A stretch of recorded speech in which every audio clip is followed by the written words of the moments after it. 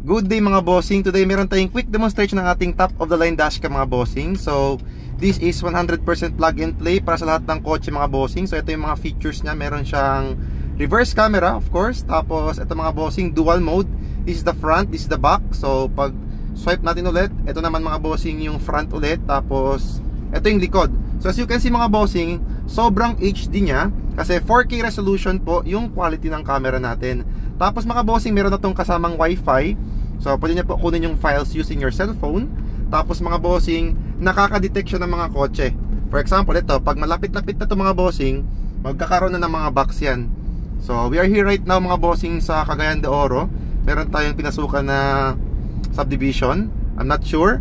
So, pero yun mga bossing, ang maganda dito mga bossing, recording front and back camera all the time at the same time mga bossing. So yun ang pinaka-importante dito, safe na safe po kayo. Tapos for example mga bossing, nakapark lang kayo tapos walang tao yung kotse nyo, meron siyang sariling battery. So pag nakasense na siya ng motion, automatic po siya magre-record.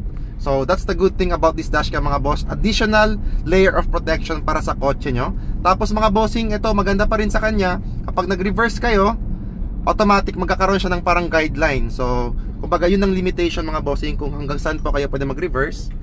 So nasa set natin yon. So we are using mga bossing medium tint, kaya parang mapapansin nyo meron siyang reflection. So imagine mga bossing, if ano pa to, walang tint, much more clear na siya. What more na lang, what I mean is, kung meron siyang tint, ganito ka clear, what more na lang kung walang tint. So yun mga boss, nakikita nyo nakakatrack siya ng mga kotse. So try natin yung likod. So subdivision nga. So yun mga boss, for more info, if you want this kind of upgrade, do message us para matulungan namin kayo sa trouble nyo when it comes to your safety, number one. At the same time, yung especially pag new driver, pag nagre-reverse tayo, or mapa-old driver mga bossing, kasi minsan talaga mga bossing, sa likod natin may blind spot talaga na hindi natin nakikita.